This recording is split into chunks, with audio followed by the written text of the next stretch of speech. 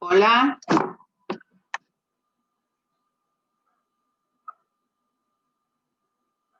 Hola.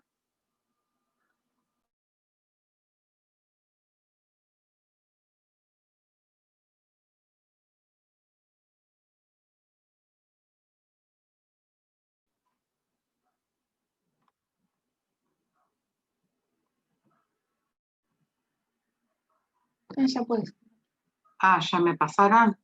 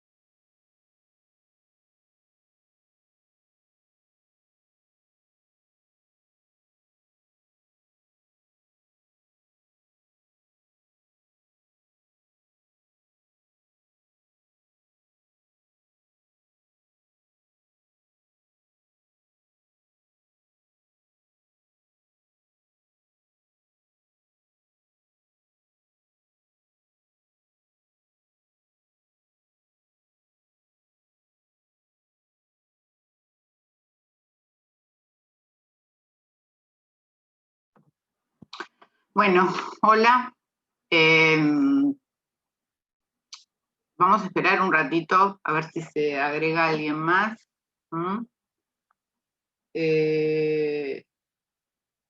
Vas a esperar 5 minutos más y luego comenzamos la clase, ¿sí?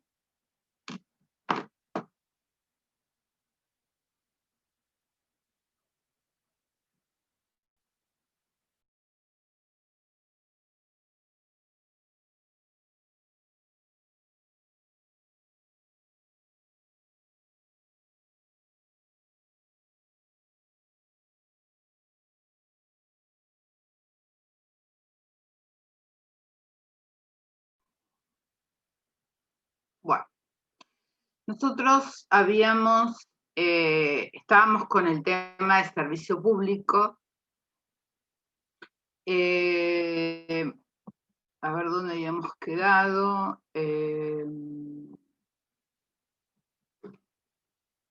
Definición del servicio. Volvemos, retomamos lo que nosotros habíamos tomado yo les había explicado que habíamos tomado la definición de Marienhof. ¿Por qué? Porque es una definición amplia que comprende tanto el criterio orgánico, o sea, la definición del servicio público por el criterio orgánico y por el criterio funcional. Además, tiene en cuenta las necesidades generales, es decir, que es comprensivo tanto de las necesidades colectivas como de las necesidades que surgen de la vida individual. Por esa razón es que tomamos esta definición y la otra vez ya la explicamos, pero vamos a a tomar como punto de partida de la clase la definición de servicio público. Bueno, por servicio público, a ver, un segundo.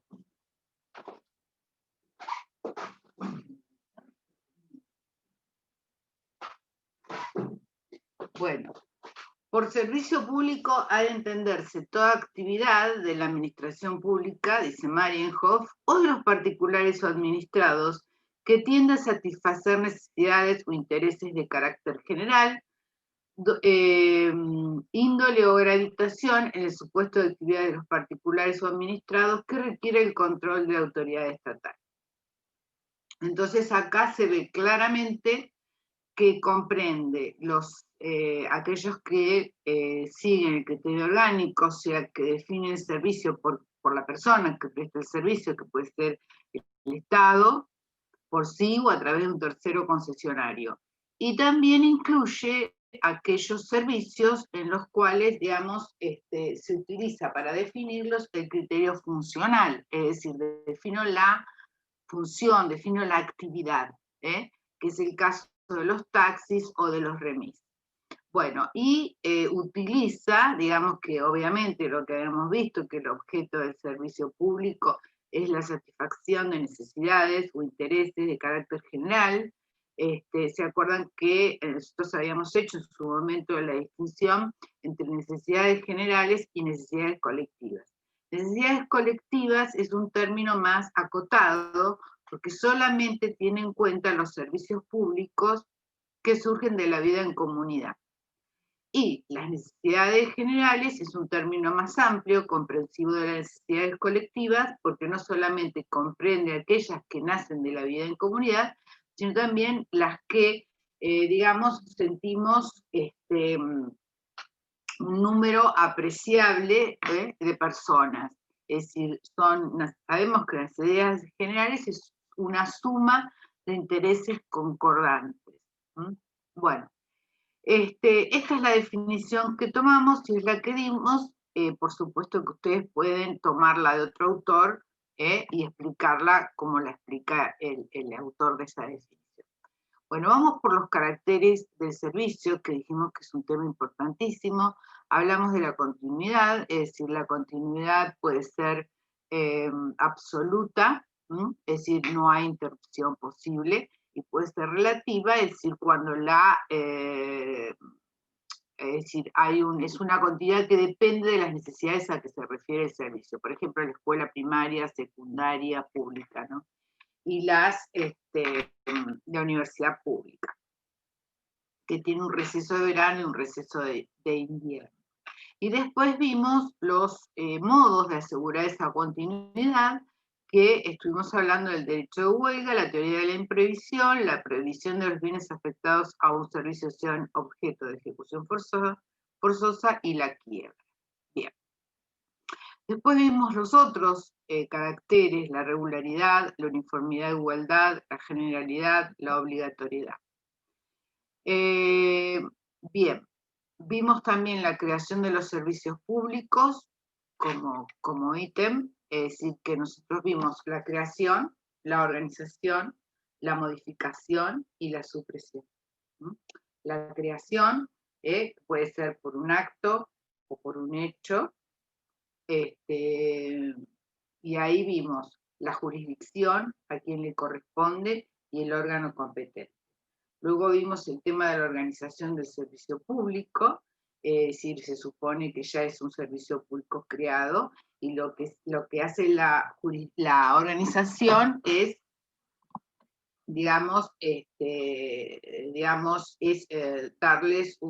organizar los medios materiales y jurídicos para la concreción. Bien, la autoridad para organizar, la pregunta es decir, en el caso de la creación, ya lo habíamos visto eso, que es más complejo. En el caso de la organización, digamos, puede ser el Poder Legislativo, o la pregunta, ¿no? El interrogante, Poder Ejecutivo, Poder Legislativo. En realidad es el Poder Ejecutivo, porque lo hace de dos maneras. Es decir, si lo creó él, le corresponde a él. Pero además, si lo creó el Poder Legislativo, lo organiza el Poder Ejecutivo por la facultad que tiene el Poder Ejecutivo de dictar los reglamentos de ejecución de las normas. Después vimos la modificación del servicio público, que puede ser en su estructura o funcionamiento, y la competencia sigue el paralelismo de las formas. ¿Qué es el paralelismo de las formas? Que si lo creó el Poder Ejecutivo, lo modifica el Poder Ejecutivo, y si lo creó el Poder Legislativo, es el legislativo el que tiene que modificar. Bueno, y supresión de servicios cuando se decide, el Estado decide, que una determinada actividad que estaba siendo prestada a través del régimen de servicio público, a través del régimen de servicio público, deje de ser. Puede ser por un acto y por un hecho también. Y se sigue con la competencia para el paralelismo de las formas. Bien. Y vamos ahora a la retribución del servicio. Es decir, ¿qué es la retribución del servicio? Bueno, habíamos hecho, es decir, ¿qué es lo que se paga por el servicio público? Si se paga, ¿no? Por eso, en un primer lugar, tenemos una primera clasificación en gratuitos, onerosos o lucrativos. Gratuitos serían los que, digamos, que al día de hoy se los denominan gratuitos, pero en realidad, digamos, son gratuitos porque la persona que usa el servicio no lo paga. Pero en realidad no son gratuitos porque, digamos, que salen de rentas generales, salen del pago de los impuestos. Entonces, no son gratuitos, son no arancelados. Después están los onerosos, es decir, aquellos que quien recibe el servicio paga por el servicio que recibe. Y después están los lucrativos. ¿Cuáles son los lucrativos? Hoy esta expresión lucrativos no tiene demasiada importancia porque esto, digamos, fue un diálogo entre los distintos doctrinarios, pero se dio antes de los años 90, es decir, cuando todos los servicios públicos estaban en manos del Estado. Entonces, la pregunta era si podía el Estado, digamos, obtener un lucro. Esto se había dado en algunas empresas, muy pocas, porque en la mayoría de los casos los servicios se estaban al costo. Y muy pocas obtenían ganancias. La única que obtenía ganancias era en ese momento, digamos, Entel, que era la prestataria del servicio de telefonía básico. Después, ¿ves? Acá lo que decíamos, ¿qué entendemos por la retribución del servicio? Es decir, de un servicio público. Se entiende lo que el administrado debe pagar a quien realiza el servicio por la prestación que recibe del mismo. La retribución se refiere al precio o a la tasa de servicio. En realidad nosotros siempre utilizamos la expresión tarifa, ¿no? Porque es un término que nos lleva a lo que es decir, asociamos retribución del servicio con la tarifa del servicio público. Esto es una expresión que obviamente utilizamos todos.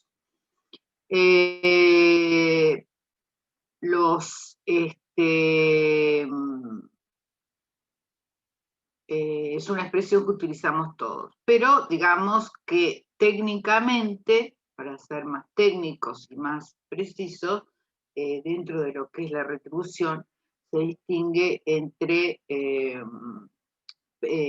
precio o tasa del servicio. Acá hay una diferencia cuando hablamos de precio o cuando hablamos de tasa de servicio. En el precio, la relación que hay entre el usuario y el prestador del servicio, digamos, es un vínculo contractual voluntario. Es decir, digamos, por supuesto que el usuario, digamos, que recibe el servicio no puede discutir la tarifa ni los términos contractuales, porque estos ya están previstos en el marco regulatorio, pero puede adherir o no. Esa es la voluntariedad, digamos, puede contratar o no. Y por eso la expresión a utilizar en la retribución es el precio que da idea o nos lleva a un vínculo contractual voluntario. Por ejemplo, yo adhiero, si yo quiero tener un teléfono de telefonía básica o no. Estos son, si son voluntarios y dan idea de precio. Como por ejemplo, puedo tener gas natural o no, me puedo calefaccionar o demás con aparatos a energía eléctrica, y el gas natural no lo utilizo. Entonces, son voluntarios y por eso dan la idea de precio. Bueno, en la tasa, el vínculo es, digamos, cuando hablamos de tasa, el vínculo es reglamentario y obligatorio. La tasa nos da idea a eso, ¿no? A que el vínculo es así, es reglamentario y es obligatorio.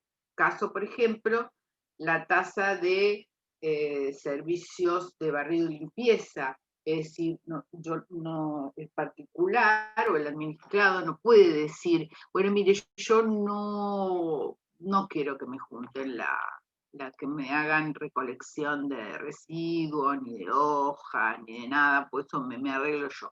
Es decir, no puede, no es un vínculo voluntario, es obligatorio y por eso la retribución se llama tasa. También, no solamente, se me ocurre ahora como ejemplo, más común por supuesto que es la tasa de colección de residuos. También hay digamos,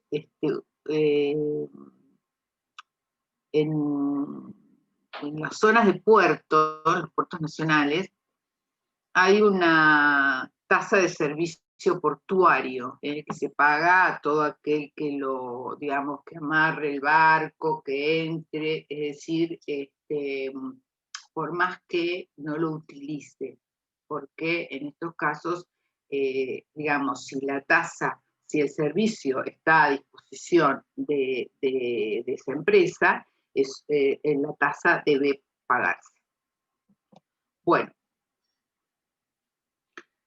Bien, lo que estábamos hablando, ¿no? Que retribución me lleva a la expresión tasa. Tarifas. La tarifa entendida como la retribución del administrado la tarifa entendida como la retribución del administrado a quien se le presta el servicio, sí, deben ser proporcionales, justas y razonables. Esto es un requisito legal y constitucional, con respecto a las tasas. La proporcional tiene que tener una adecuada proporcionalidad entre lo que yo recibo como prestación de servicio y lo que tengo que pagar. Y justas y razonables. La tarifa en sí es un reglamento, es decir, ¿quién fija la tarifa? Bueno, la fija el Estado. Siempre la fijó el Estado a través de qué instrumento, un reglamento, que por tanto debe ser debidamente publicado. El Estado fija las tarifas por sí, y desde la privatización de los derechos, en lo que se ha dado a llamar el derecho de la postprivatización de los servicios públicos, las tarifas son fijadas por los entes reguladores. Es decir, el ente regulador, que después lo vamos a ver, tiene su principal función, digamos, o la más importante, podríamos decir, es la de fijar las tarifas que la hace en la audiencia pública. Eso no significa que a veces el Estado, digamos, por cuestiones de poder de policía,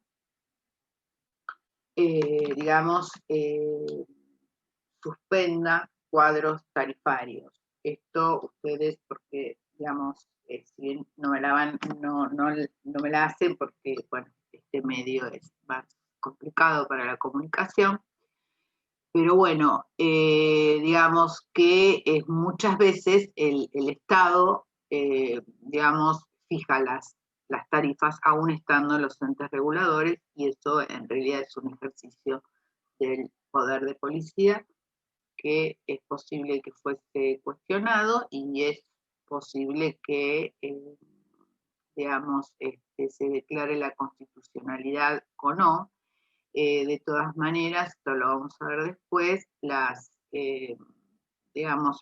todo lo que es las privatizaciones tienen, digamos, las cuestiones que se derivan de la prestación del servicio público, que una puede ser la suspensión del pago de los servicios públicos. Esto es muy posible que ya ocurrió en nuestro país, se dirima luego en tribunales extranjeros, arbitrales, en los cuales se pactó la jurisdicción.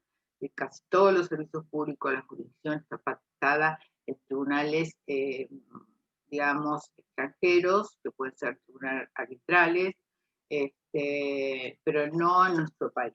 Es decir, que toda la cuestión que deriven, como puede ser esa, puede traer como consecuencia que de hecho ha ocurrido pagos de indemnización. Bueno, la administración y el usuario en su relación con el servicio público. Acá esto nos lleva a un primer tema. Fíjense que decimos, el ciudadano frente al servicio público se puede encontrar en dos situaciones. Aspirante a que el servicio le sea prestado, es un mero administrado. Y es usuario es cuando se lo admite para que le sea prestado el servicio.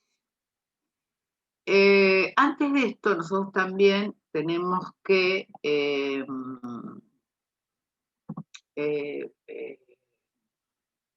antes no, perdón. Tenemos que fijar la naturaleza jurídica de la facultad de los administrados para utilizar los servicios. ¿No? Ahí vamos a encontrar distintas situaciones. Una es que el servicio público, servicio público que no ha sido creado por el Estado, digamos que lo tenía como obligación, por ejemplo, constitucional o legal, y el Estado no lo creó. Eso puede ser un caso. Y después, el otro que también nos podemos encontrar es un servicio público creado que no está en funcionamiento. Y un tercer caso es un servicio público creado y organizado. Y que no esté en funcionamiento.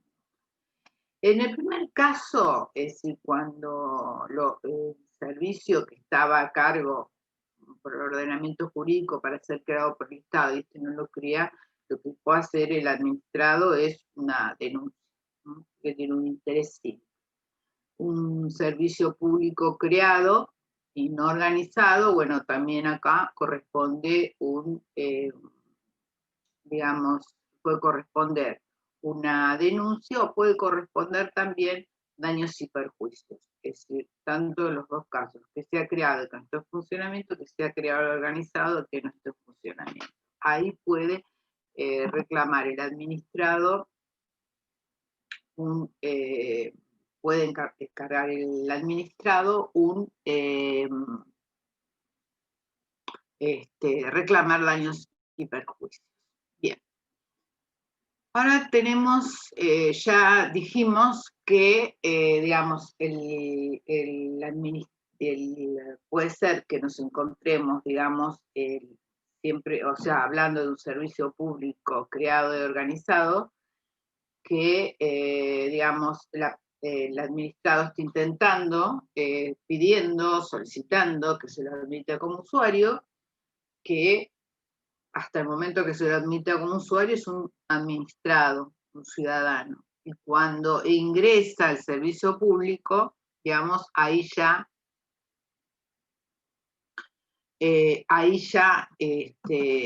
admite la calidad de servicio de usuario. Es importante también que nosotros acá analicemos, digamos, el caso que genera más conflicto, que es el caso del usuario, digamos, que ha sido admitido en un servicio y tiene un derecho, un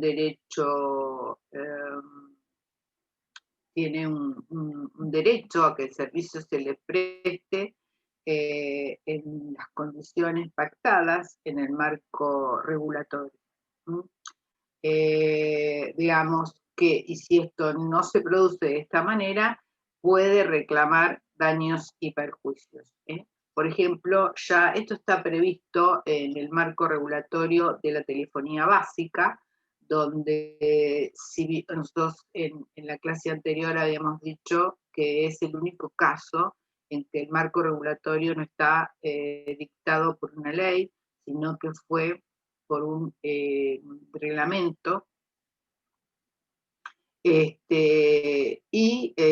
ese caso ya se estableció que, digamos, si el servicio de telefonía por alguna razón por inconvenientes técnicos, digamos, el usuario se encontrara sin la posibilidad de utilizar el servicio, ya en la misma emisión de la factura del servicio se van a descontar los días que estuvo sin él.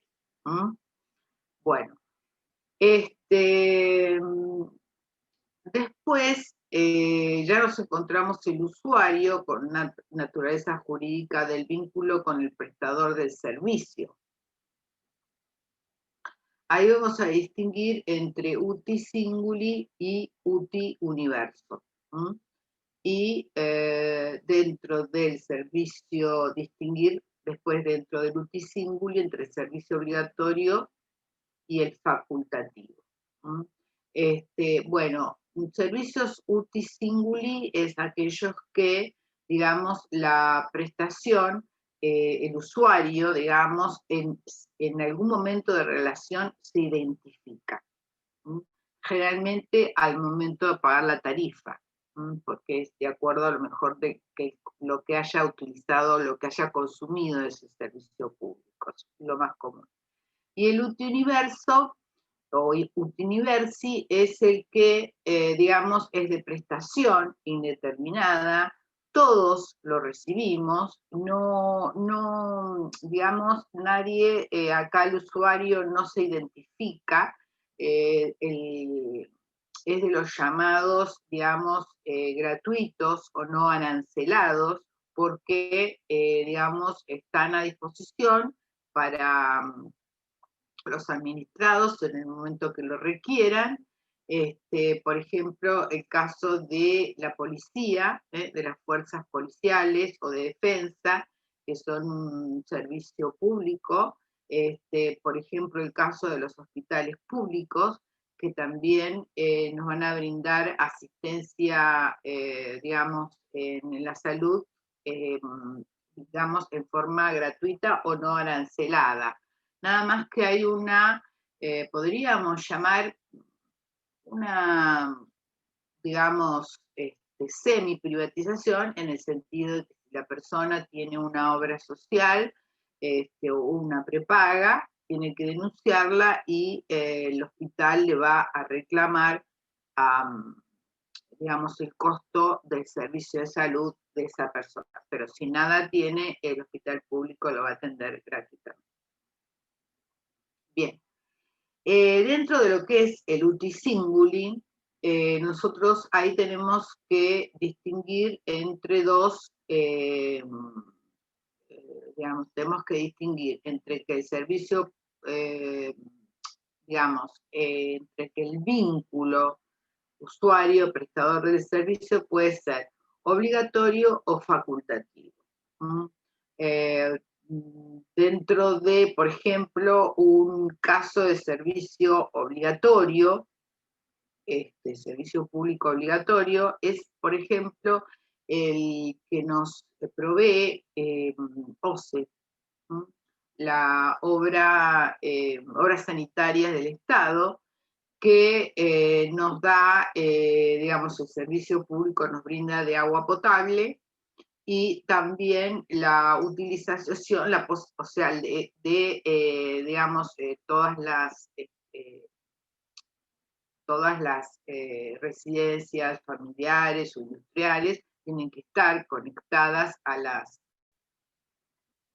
cloacas, digamos, que son, ese es el servicio, es obligatorio, digamos. Yo pago y me identifico cuando pago el servicio. Por ejemplo, si yo tengo un consumo, como por ejemplo las industrias tienen un consumo más importante, más van a pagar. Y dentro de los que son domiciliarios también, si tienen un consumo importante, como por ejemplo ahora es el caso de que hay que denunciar la tenencia de piscinas en la casa, entonces tiene que denunciarse. Entonces ahí hay una identificación del usuario. En ese caso es obligatorio. Y facultativo, bueno, es el caso de, como les decía hoy, la telefonía básica, el gas natural, en los cuales, digamos, que yo puedo utilizar el servicio o no estoy obligada a eso. Bueno, vamos a seguir porque en realidad el Power yo lo dejé acá, pero siguen otros temas del servicio público. Bueno, uno es el régimen, digamos, ya hablamos de, digamos, los criterios, las notas definitorias, hablamos de la definición, hablamos de los componentes de la definición, como la necesidad pública, en qué consiste, cómo varía de un país a otro, en el mismo país, de una etapa a otra.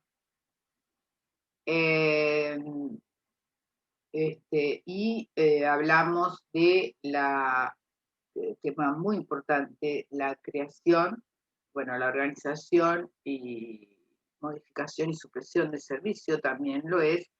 Vimos las etapas en las que se puede ver el administrado frente a un servicio público, como administrado o como usuario, y en este caso los derechos que tiene cada uno. Vimos lo que es la tarifa y los vínculos que unen al usuario con el prestador del servicio. Bien, ahora vamos a ir a el régimen jurídico de... perdón, y vimos los caracteres. No nos olvidemos de eso porque también es un tema muy importante, las características del servicio público. Bien. Vamos a ver ahora el régimen jurídico del servicio público, que tiene algunas notas especiales, ¿no? En primer lugar, digamos, vamos a hablar de algunos temas, sobre todo en esto que tiene que ver con, digamos, entre la relación jurídica, digamos, el vínculo jurídico que tiene que ver también con los modos de protección del usuario, si lo presta el Estado o si lo presta un tercero concesionario. Bueno, un tema digamos, muy especial es el tema del personal. Es decir, si el personal, ¿por qué jurisdicción, digamos, se va a regir si tiene un conflicto el personal que presta ese servicio público, ¿no? Si es el Estado, recordemos que el personal, si es el Estado directamente, la administración pública, es empleo público. Si lo hace a través de un ente autárquico, es empleo público. Si lo hace a través de una empresa del Estado o de una sociedad de Estado, ya habíamos dicho que hay un fallo muy antiguo de la Corte Suprema de Justicia de la Nación que distingue entre, digamos, aquellos que tienen facultades dentro de la administración pública o de la empresa estatal de conducción, en ese caso son empleados públicos, y si solamente son, digamos, personal que ejecuta órdenes, digamos, de inferiores jerarquías, se rigen por el derecho laboral común, y si se genera un conflicto, la competencia es la laboral común. Esto ocurre muchas paritarias, también, digamos, la última ley de empleo público determinó la posibilidad de las paritarias, ¿no? que el empleado público podía tener paritarias. En la mayoría de los casos,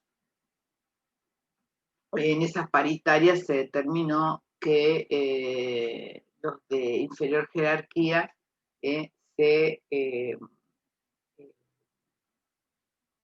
digamos, se iban a regir por el derecho laboral común. Por ejemplo, OCE, en el Partido General Porredón, en el cual, digamos, en su paritaria lo dice claramente, y luego hay fallos de la Corte, en las cuales solamente los de superior jerarquía, como el presidente del directorio, los miembros del directorio, los miembros de la comisión fiscalizadora, son empleados públicos, es decir, representantes del Estado. El resto, sí está un poco discutido el tema de los gerentes, pero el resto, digamos que se rigen por el derecho laboral común, y la jurisdicción a la que apuntan es al derecho laboral, digamos, a la jurisdicción común del derecho laboral. otro tema que es el régimen de los bienes, un tema también sumamente importante, que es el régimen de los bienes. Digamos, si el servicio público es prestado por el Estado, no por sí mismo, no por la administración pública, los bienes son del dominio público. De hecho, hasta antes de las privatizaciones, los aviones que tenía aerolíneas, los trenes eran propiedad del Estado y por lo tanto eran bienes del dominio público que tenían una afectación, digamos, estaban afectados a un uso diferenciado y por el cual había que pagar. Pero esto no le quita la categoría de dominio público. En cambio, los bienes que, digamos, que pertenecen a un concesionario y que están afectados a la prestación de servicio, no tienen lógicamente esta categoría y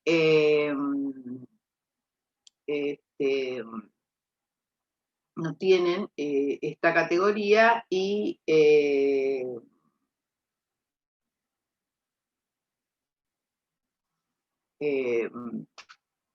pero tampoco pueden ser ejecutados libremente, es decir, pueden ser objeto de medidas cautelares,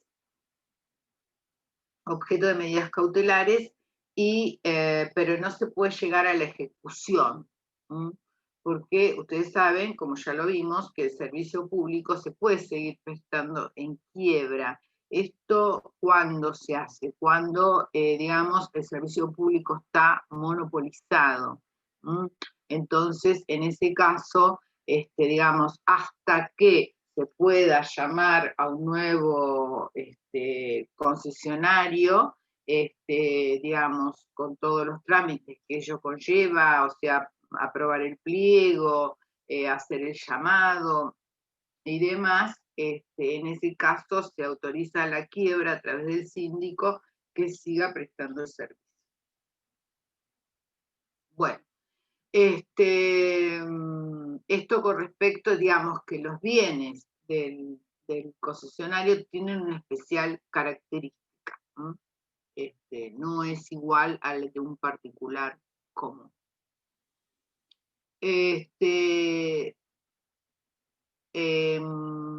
Otro tema es qué pasa, digamos, por qué derechos se rige la relación del usuario con quien presta el servicio.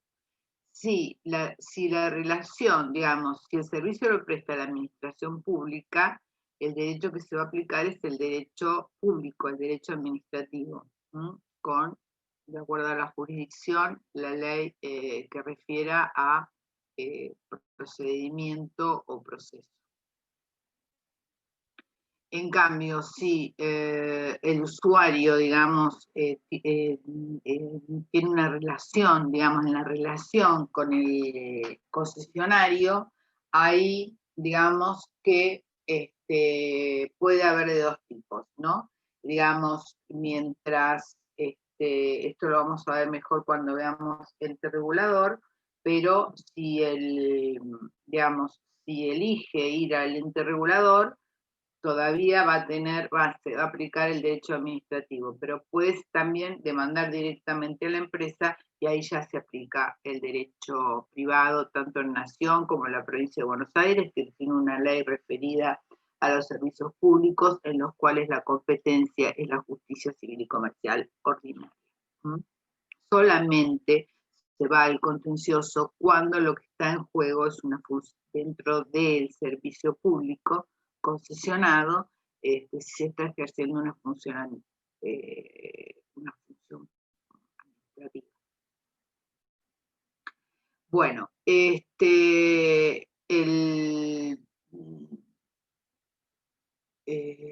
bueno, esto es cómo se rige en cuanto al vínculo. Bueno, otro tema que resulta muy, muy importante, y con esto ya vamos redondeando para terminar la unidad, es el tema de la privatización de los servicios públicos. Hasta los años, digamos, 90, los servicios públicos eran, el servicio público, digamos, era prestado por el Estado, que lo hacía, digamos, por la Administración Central o por las distintas personas jurídicas que nosotros vimos, recuerdan, ente autárquico, empresa del Estado, sociedad de Estado, sociedad de economía mixta. Entonces, digamos, toda esa cantidad de personas jurídicas que nosotros estudiamos, digamos, tuvo una razón de ser, ¿m? Que como el Estado era el que prestaba todos los servicios públicos, se trataba de crear formas de empresas del Estado que se acercaran a lo que es una empresa privada. ¿Por qué? Porque todas las empresas del Estado son sumamente burocráticas, entonces se trataba de buscar, digamos, modelos que nos acercaran más a la actividad privada. Hasta que en los años 90 comenzó la privatización. No es un invento argentino, la privatización nace en Europa, y se distribuye en casi todo América Latina, incluido nuestro país, que en los años 90 utilizó dos instrumentos, una ley de reforma del Estado y una ley de emergencia económica. La ley de emergencia económica fue la que puso, digamos, en su anexo a todas las empresas que hasta ese momento eran las prestatarias del servicio público, empresas del Estado, por supuesto, en situación de privatización. ¿Mm? Y así se privatizaron utilizando diferentes mecanismos o institutos. Digamos, el más común fue la licitación, digamos, la licitación pública, digamos, o la licitación pública con una duración de un X y determinado tiempo, y podía ser con venta de activos o con comodato de los activos. Esta es la forma más común. También se utilizó la autorización, la habilitación, los permisos. En el caso de la telefonía básica, se utilizó la figura de la licencia, que recuerdo que el doctor Mayral, en su manual, había hecho no en el manual, pero en una publicación, que después las voy a buscar y las voy a informársela por el foro, en la cual él decía que la licencia era una figura distinta al de la concesión. Como que no tenía plazo, porque la licencia no tiene plazo, ese sistema. Entonces él decía que el Estado argentino había renunciado a la titularidad de los servicios públicos. Pero bueno, después de una gran discusión doctrinaria se ha llegado a la conclusión que el Estado no ha, digamos, no se ha desprendido de la titularidad de los servicios públicos. De hecho, fíjense que en la reforma del año 94, en la incorporación del artículo 42, el Estado, digamos, cambia su rol, de ser un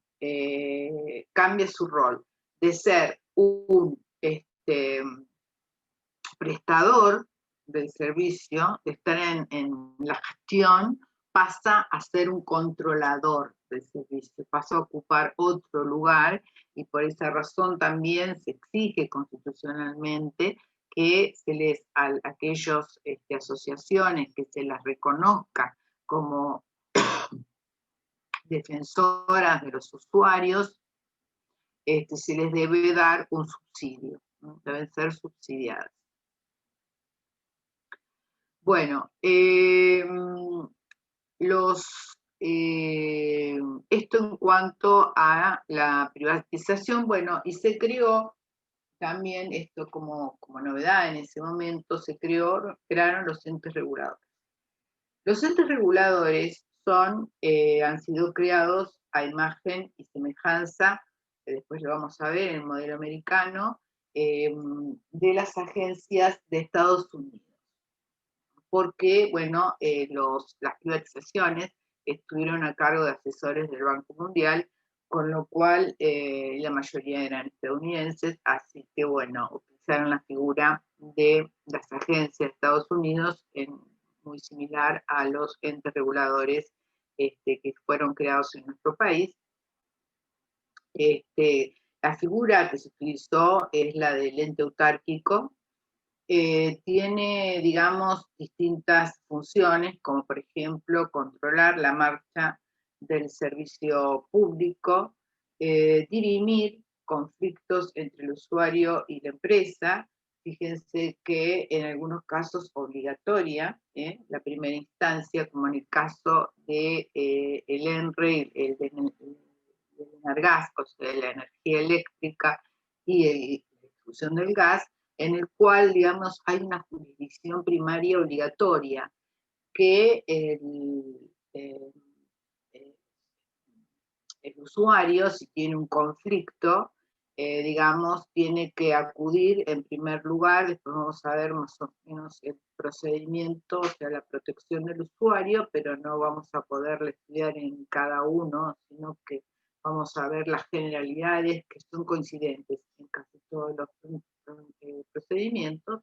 Entonces, siempre, en el caso esto de la jurisdicción primaria obligatoria, siempre hay una instancia en la que hay que acudir a la empresa, puede ser por 15 o 30 días, está obligada a resolver, y una vez que terminamos este plazo, entonces hay que hacer un planteo ante el ente regulador. Esto es en estos dos casos que hay jurisdicción primaria obligatoria y está establecida en la ley de su creación.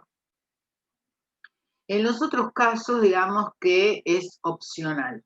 Puede ir al ente regulador o directamente demandar en la justicia a la empresa, luego de que hice el correspondiente reclamo a la empresa.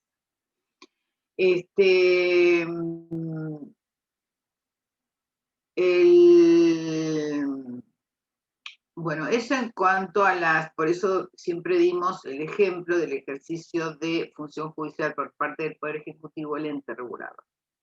El ente regulador está conducido por un directorio, tiene un presidente de un directorio y los directores adjuntos que tienen que ser, digamos, especializados en el servicio público que se está prestando. Generalmente tiene un plazo de designación de 4 o 6 años, y dentro de esos 4 o 6 años no tienen estabilidad, en el sentido de que solamente pueden ser sacados de sus cargos con una mayoría agravada. Eso produce estabilidad en el cargo. Bueno, pero la función más importante de los entes reguladores son las audiencias públicas, ¿no? Las audiencias públicas, esto es lo más importante, digamos, audiencias públicas en el sentido de la fijación de las tarifas, que se hace a través del procedimiento de las audiencias públicas.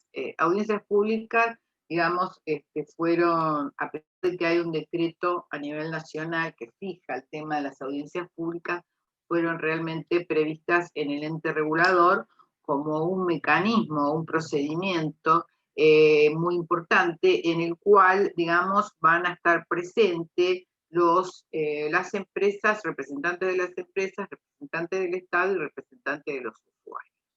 Bien, como es un procedimiento bastante complicado, se recomienda nada más que para el caso de la fijación de las tarifas. Y también otro tema muy importante, que no solamente es la fijación de las tarifas, sino cada tanto tiempo, X cantidad de tiempo, se hace una modificación del cuadro tarifario. Es decir, porque obviamente el Estado, el tiempo, las necesidades de los administrados van variando constantemente, va evolucionando constantemente. Entonces, por esta razón, digamos, el tema de los cuadros tarifarios se tienen que modificar.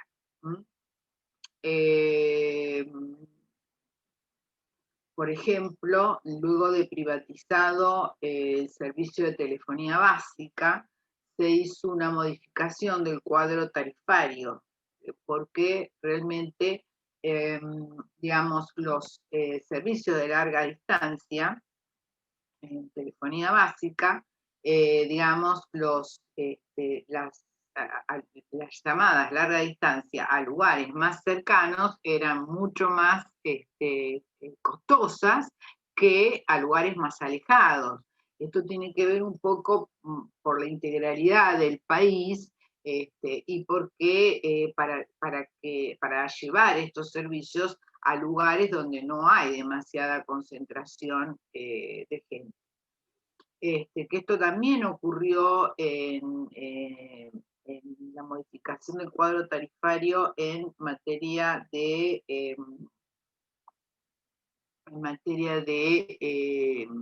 las líneas aéreas, porque también los tramos más cortos, digamos, los tramos más cortos entendidos en el sentido de que donde la gente los utilizaba más, los tramos más cortos. Bueno, los tramos más cortos financiaban digamos, el viaje, el tramo en avión a lugares más alejados, donde no hay tantas, digamos, tanta demanda de pasajes, pero bueno, evidentemente también tiene que haber una presencia y la posibilidad para la gente que está viviendo en lugares muy alejados que pueda utilizar estos servicios. Bueno, así llegamos, bueno, este es con respecto al tema de las privatizaciones y nos queda el tema de el tema de, bueno, la protección jurídica del usuario, que es lo que estuvimos hablando recién, es decir, que nosotros no vamos a hacer un análisis, digamos, muy... no vamos a hacer un análisis sobre cada procedimiento, porque esto realmente es muy complejo. Yo ahora les voy a dar los datos de la bibliografía para que ustedes puedan realmente profundizar en este tema.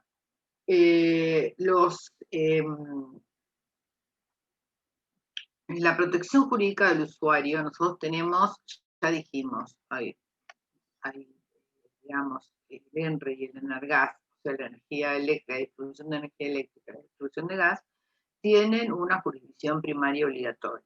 Esto ya lo vimos, está en el marco regulatorio de las leyes de cada una de las privatizaciones.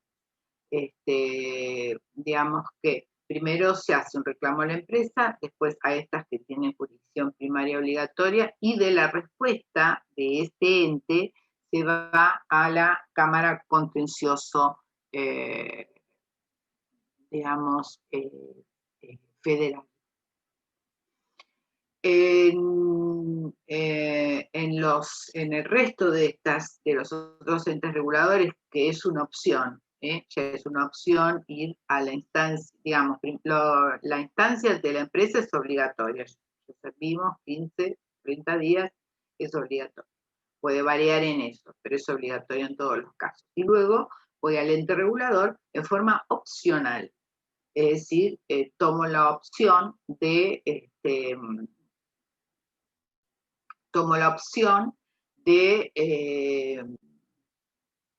de ir al ente regulador o directamente hago la demanda en la justicia federal o provincial.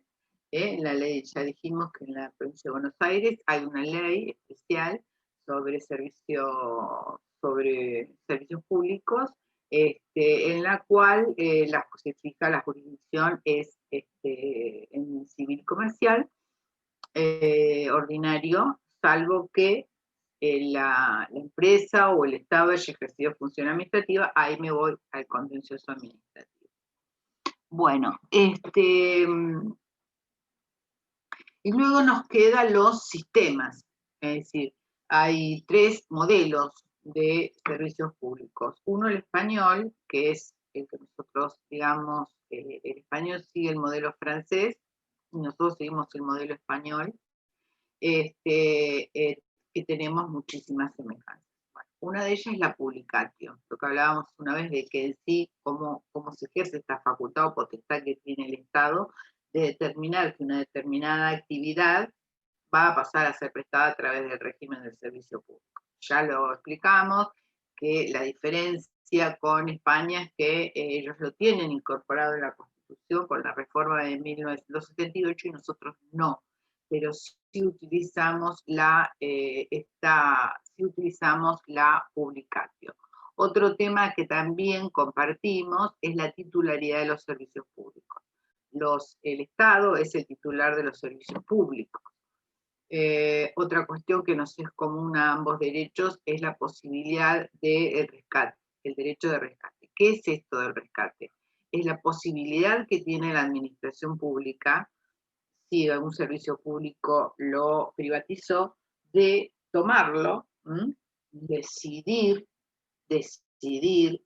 que ese servicio público va a pasar, no por caducidad, porque en ese caso tendría que utilizar las normas, digamos, procedimiento sancionatorio establecido en la privatización de determinados servicios.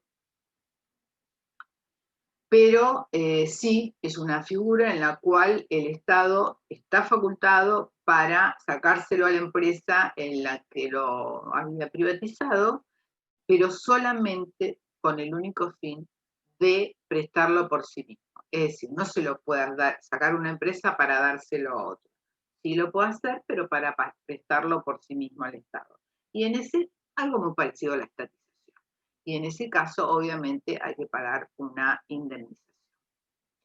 Este es el modelo español, que es muy similar a nuestro modelo. Y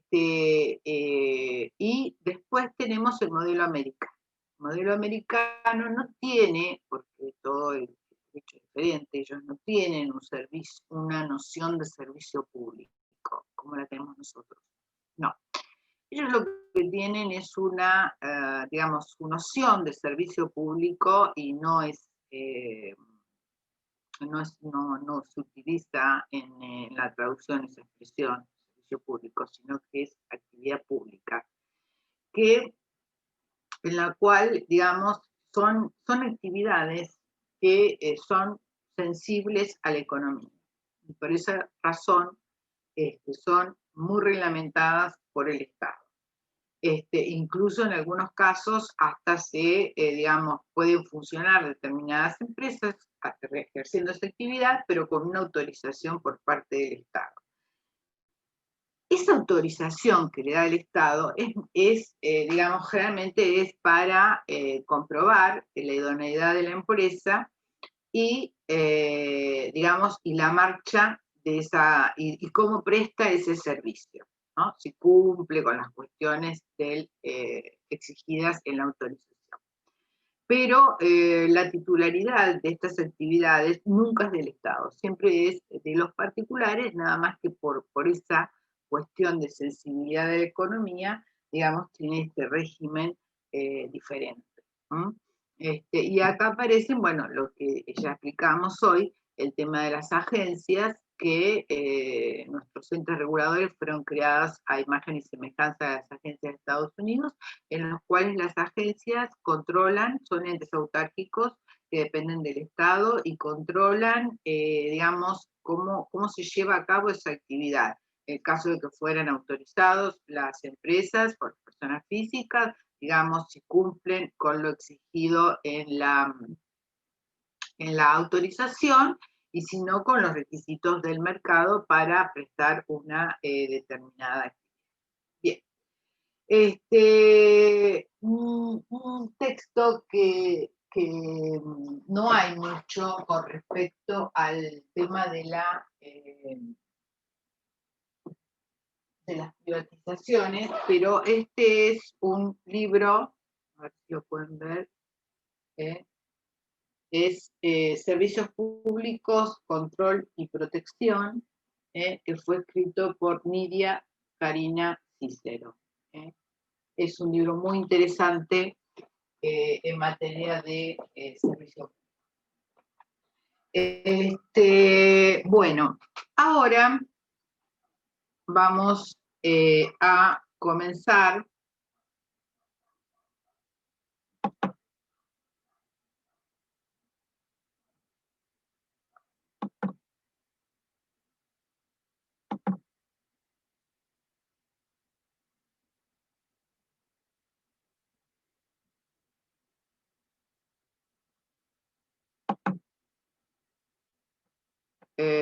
Bueno, acá vamos a... bien.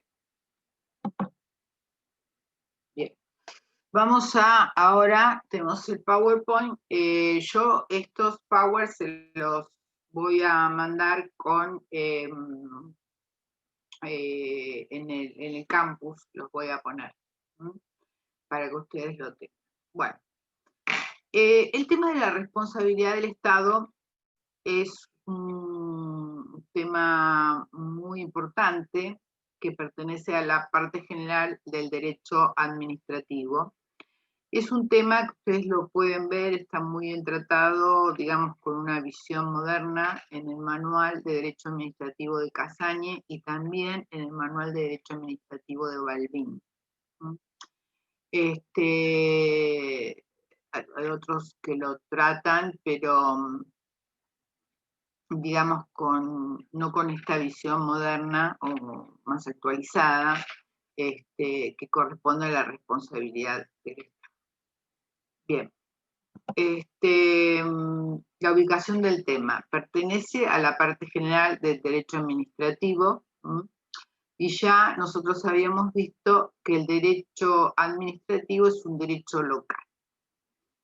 Esto, digamos, aquí, tiene una enorme importancia que en algún momento por ahí se soslayó, pero que en realidad forma parte, la responsabilidad del Estado forma parte del derecho administrativo, de la parte general del derecho administrativo, a pesar de que, por supuesto, la responsabilidad del Estado fue tomada, como muchas de las instituciones del derecho administrativo, fueron tomadas del derecho privado y amoldadas a las especiales características, a los sujetos diferentes que actúan en el derecho administrativo. Pero el derecho administrativo es local, lo que significa que no fue delegado por las provincias a la nación. Entonces, esto lo vamos a, ya les digo que lo tengan en cuenta porque es importante a la hora de analizar la reforma del Código Civil Comercial que produjo sobre los servicios públicos.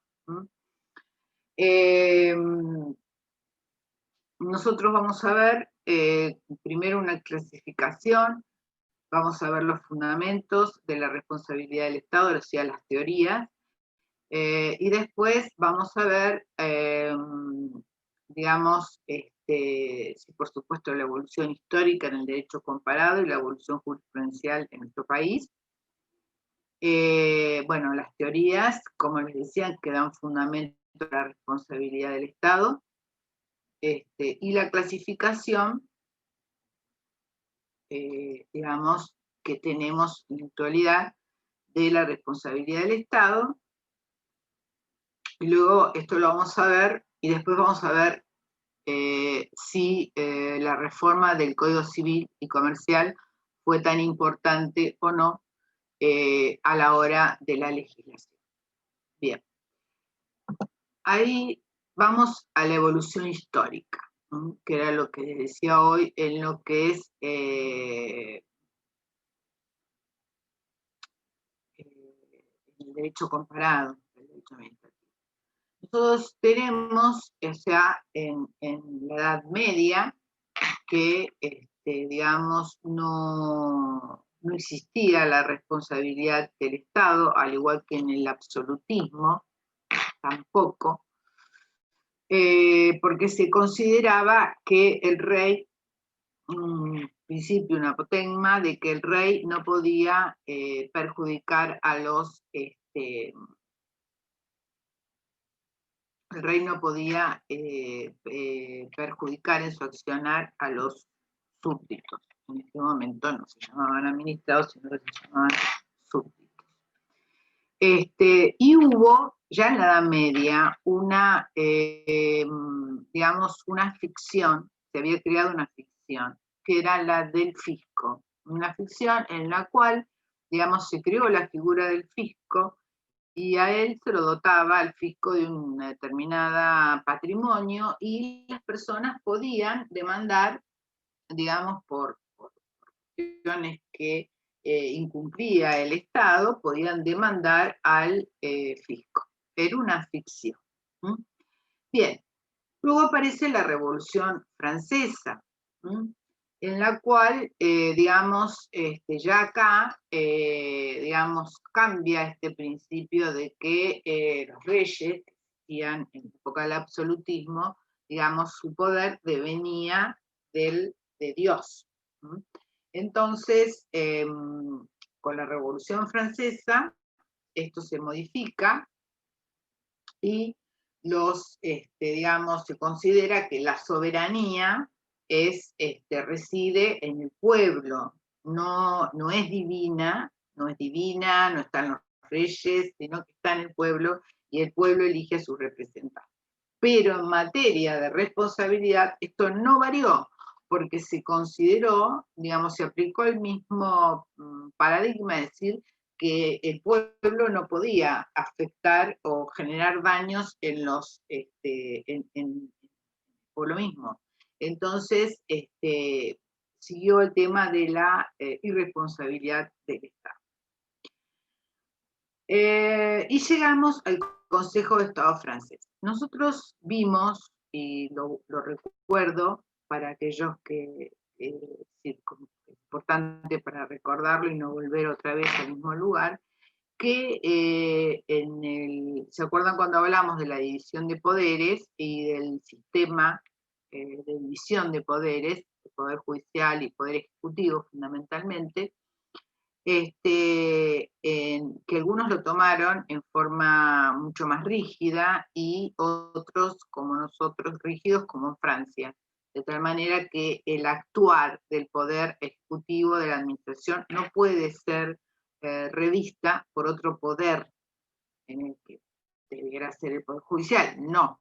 Entonces se creó en su momento y hace muchísimos años el Consejo de Estado francés, que tiene hoy por hoy una gran, digamos, un gran respeto y porque tiene estabilidad de los miembros en sus funciones, porque ha sido, digamos, rodeado de, digamos, de especialización en el ejercicio de esta rama del derecho, es decir, para ser jueces realmente hay que tener una trayectoria muy importante, de tal manera que inclusive los abogados que litigan en el Consejo de Estado francés tienen que dar un examen. Bueno, ¿qué pasó? Bueno, no es, recuerdo, perdón, lo que nosotros dijimos, que en nuestro país no, hay una colaboración, una coordinación en los distintos poderes. Eso como para ver digamos, los dos extremos en cómo se dio. ¿Qué pasó? Los particulares, digamos, demandaban al Estado por daños generados, y el Consejo de Estado francés, que era el que resolvía, negaba la posibilidad de que el Estado pudiera ser responsable. Bien, entonces, los particulares, ante esta negativa, comenzaron a demandar al Estado ante el Poder Judicial, en el área civil y comercial.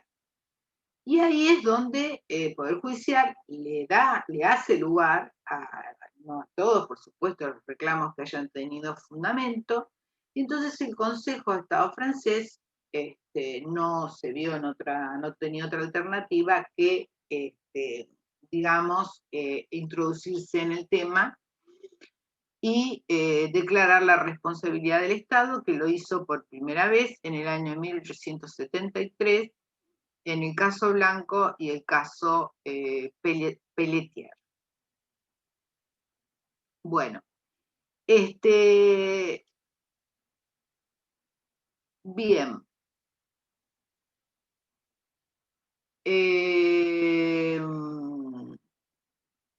Y aquí es donde el Consejo de Estado francés crea la teoría de la falta en el servicio. ¿Qué significa esto? Significa que, primero, vamos a aclarar que, digamos, en esa época, pero desde que nace el derecho, el régimen administrativo en Francia, con la Revolución Francesa, con Duguit a la cabeza, digamos, se consideraba servicio público en realidad todo lo que el Estado se asimilaba en realidad a función administrativa. Dentro de eso estaba el servicio público y la función administrativa. Entonces, creó esta teoría y así la denominó falta en el servicio, por la cual se consideraba que si el Estado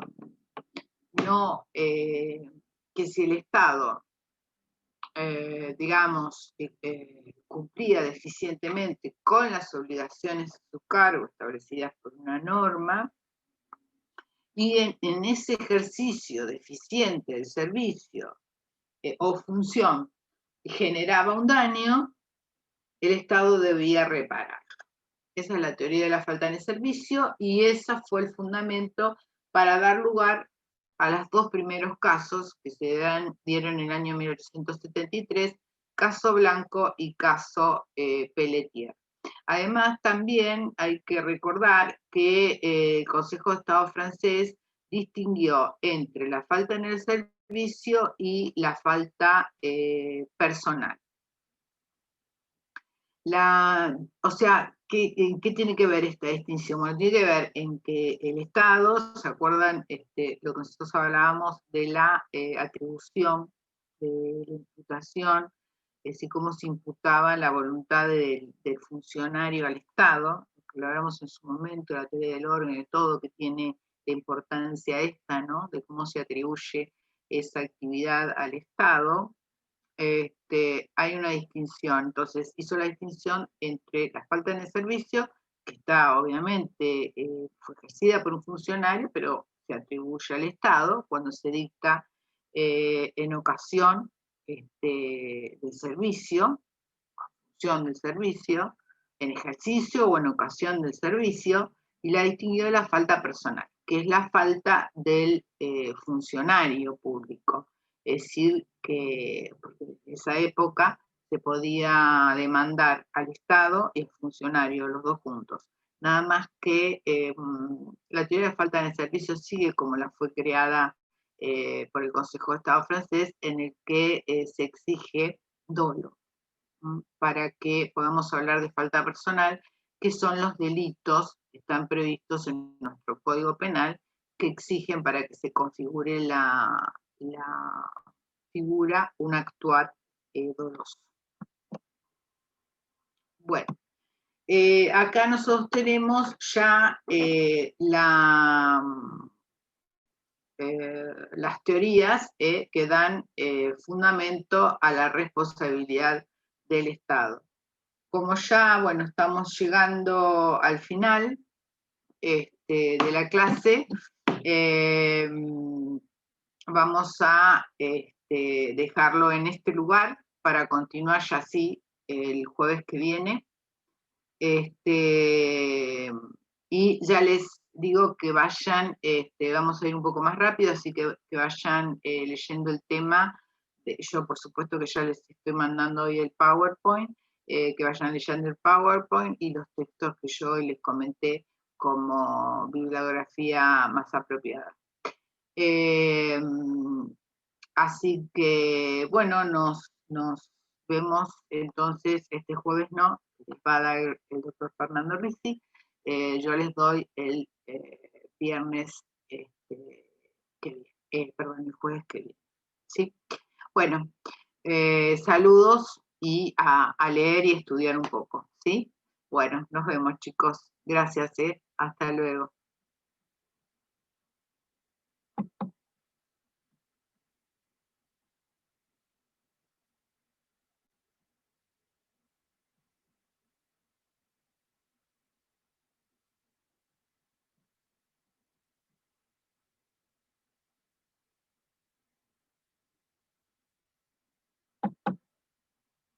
Ah,